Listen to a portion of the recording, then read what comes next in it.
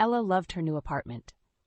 It was small but cozy, and best of all, it had a stunning view of the city skyline from the bedroom window. She often stood there at night, admiring the city lights. One evening, she noticed something strange, a dark figure standing in the window of the building across from hers. She could barely make out any details, just the outline of a person, staring directly at her. Ella shivered, but tried to shake it off as a coincidence. Night after night, the figure appeared in the same spot, always staring. She started closing her curtains, but she could still feel those unseen eyes watching her. Finally, she couldn't take it anymore. She called the building across the street to ask if someone was playing a prank. The receptionist was silent for a moment before speaking softly. "I'm sorry, ma'am, but that apartment has been empty for years." Ella's blood turned to ice. She slowly turned to her window. The curtains were open, and the figure was... Ella's heart pounded in her chest, each beat echoing in her ears. She wanted to scream, but her voice was trapped in her throat. The figure behind her remained motionless, its presence filling the room with an unbearable sense of dread. Gathering her courage, Ella turned around slowly, bracing herself for what she might see. But as she turned, the room appeared empty. Her breath came out in short, ragged gasps, and she stumbled backward, nearly tripping over her own feet. The room was exactly as it had always been, small, cozy, and utterly devoid of anyone but herself. Had she imagined it? Was it just a trick of the light, a shadow playing cruel tricks on her tired mind?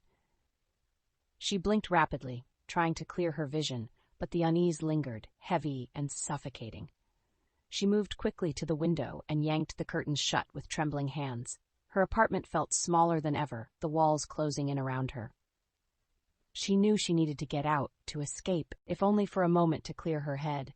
Ella grabbed her coat and keys and fled her apartment, not bothering to lock the door behind her.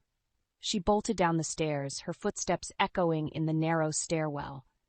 Out on the street, she gulped the cold night air, her breath visible in the crisp autumn breeze. She could still feel eyes on her, but when she looked up at her building, there was nothing. No figure in the window. Just darkness. Desperate for comfort, Ella decided to call her friend, Sarah. As the phone rang, she kept glancing up at her apartment window, half expecting to see the dark figure return. When Sarah answered, Ella's words tumbled out in a frantic rush. "Sarah, something's happening in my apartment. I keep seeing someone, but when I look, they're gone. I don't know what to do." Sarah listened carefully, her voice calm and reassuring.